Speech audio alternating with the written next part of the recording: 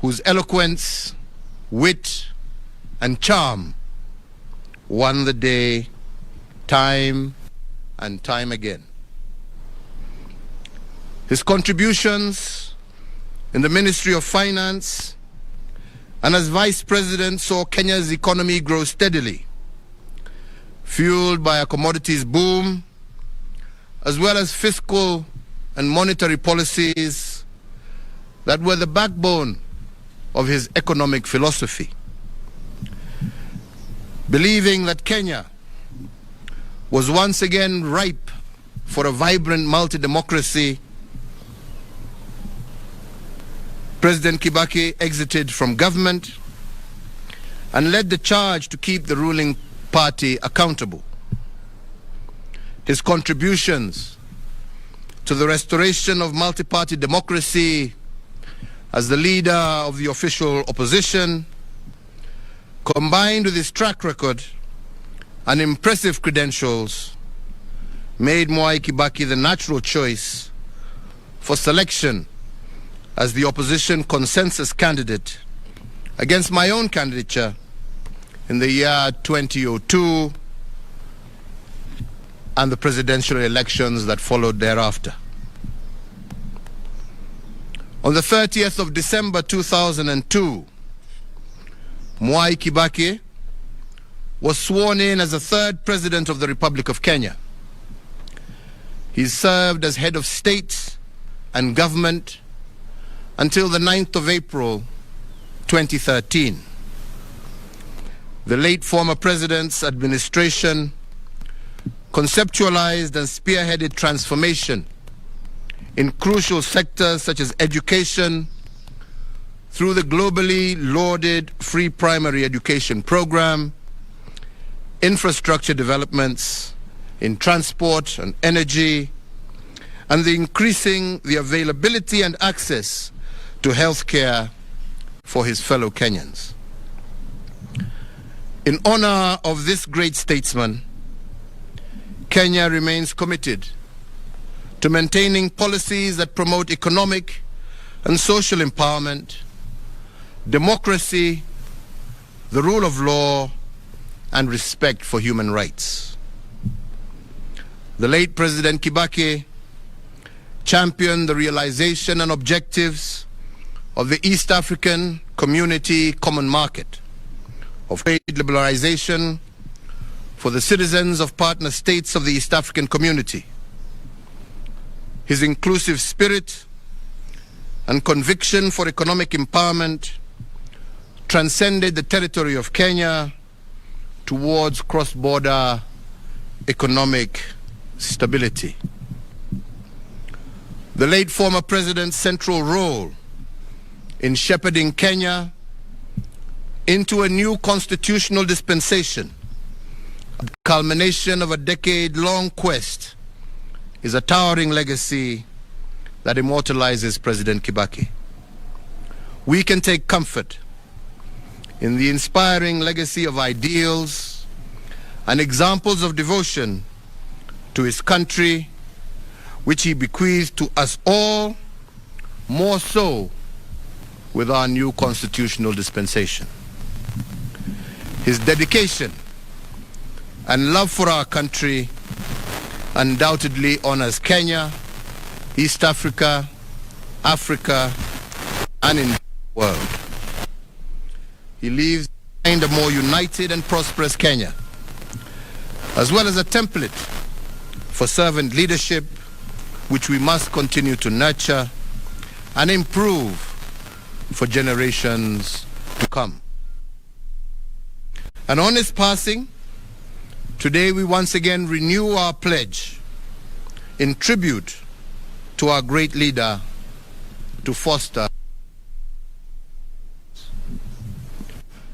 As we mourn the passing of an icon, we can rejoice in the lifelong companionship he enjoyed with his now departed wife, Her Excellency Mama Lucy Kibaki, and his extended family. Today, our sincere sympathy to his children, Judy Wanjiko, Jimmy Kibaki, David Kagi, and Tony Githinji, and to their families, and for all who mourn the passing of this great leader.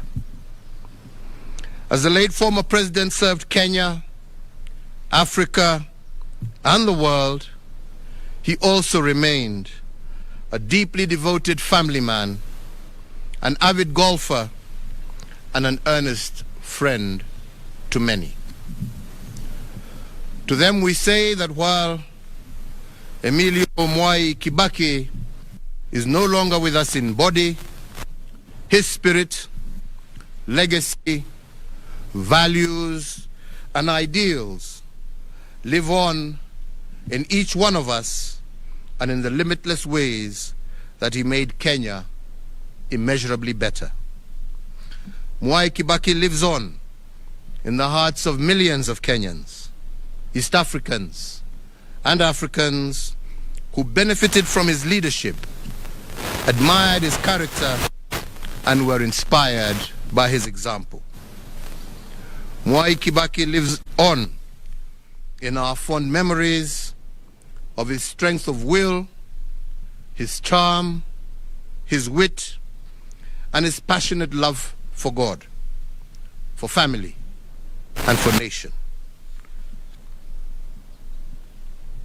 In honor of the life and times of the late former President Emilio Stanley Mwai Kibaki, and on behalf of a grateful nation, I, Uhuru Kenyatta, under the authority vested in me as the President of the Republic of Kenya and the Commander-in-Chief of the Kenya Defense Forces, do hereby order and direct that one, in testimony of the highest of esteem in which all Kenyans hold the person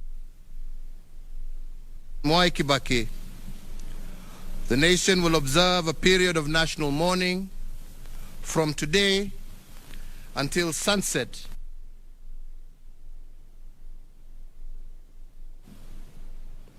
That President Mwai Kibaki shall be accorded a state funeral with full military honors and protocols being rendered and observed. 3, that the flag of the Republic of Kenya shall be flown at half-mast at State House and all Kenyan diplomatic missions, public buildings, public grounds, all military bases, posts, and stations, on all naval vessels of the Republic of Kenya and elsewhere throughout the entire territory of the Republic of Kenya from today until sunset on the day of his internment. And 4, that the President, the Deputy President, the Chief Justice, Cabinet Secretaries, the Speaker of the National Assembly, the Speaker of the Senate, Kenya's diplomats abroad, and whomsoever else is so authorized by law, national flag on their official motorcade from today sunset on the day of his internment.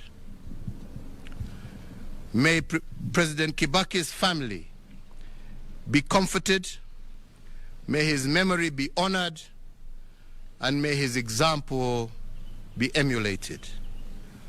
This issued under the hand and seal of the President at State House, Nairobi, on the 22nd day of April, the year of our Lord, 2022.